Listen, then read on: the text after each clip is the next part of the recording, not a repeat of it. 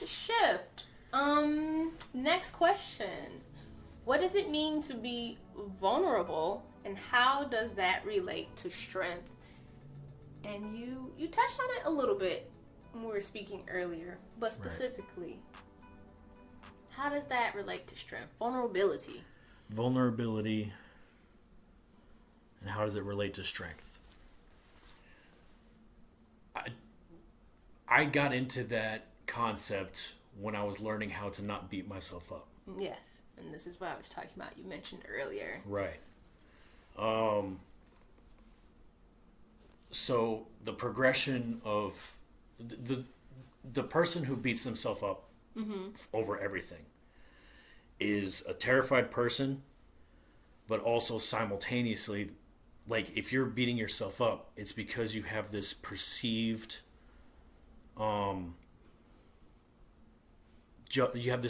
judgment of yourself. Okay. Right? So there's this landscape that you're supposed to judge yourself against.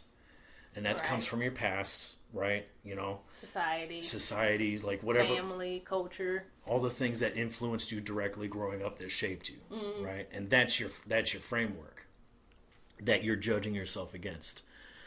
And for whatever reason, it was really intense that I forced myself to feel guilt for whatever levels that I wasn't able to measure up to that. Okay. And when I was learning how to forgive myself and quote unquote make the mess, right? Being messy. That was figuring out God's grace. That was figuring out grace for myself. Yeah. You know, because the first interaction with grace is a fearful one, or at least it was for me. Mm-hmm. It was, I'm really supposed to just let go of this and lose control. Oh, losing control, that's a tough one. Right. Mm-hmm. And in vulnerability, there is a giving up. Right. Mm-hmm. It's learning how to surrender. Yes, there we go. Surrendering. Right. And I didn't have any concept of that. Yeah. Meanwhile, Big Pops is like, well, you're going to learn. So it didn't come till later that the amount of strength that took to surrender. Okay. It's trusting God. It's trusting that everything's going to be okay. Because it's actually a false strength to think that you even have any control over anything. There's a lot of things that are not in our control, and we have to navigate, you know. We control our responses, mostly, and we can navigate through things, but a lot of stuff is predetermined. You don't own the company, you don't run the city, you don't print the money. There's a big balancing act with all that, learning how to do it and everything. Yeah. For sure.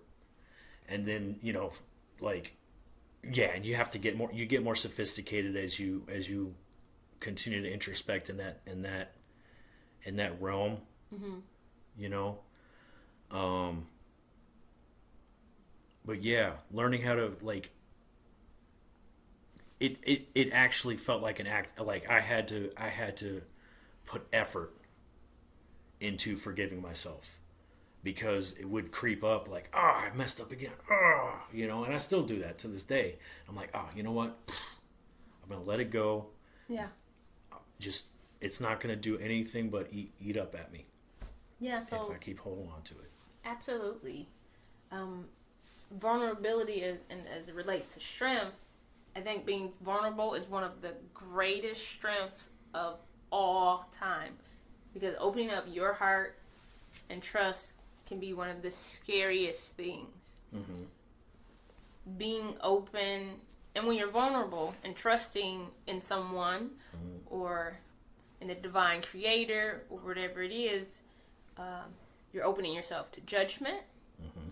You're opening yourself to share your feelings, your thoughts, your secrets. Mm-hmm. And that is huge, letting people in to see you for who you truly are and being okay with that. Mm-hmm. And you keep going back to this struggle with giving yourself forgiveness, it's acceptance. It's self-love and self-acceptance, I think, is really hard for a lot of people. And if we really look at it, most of us do not accept ourselves.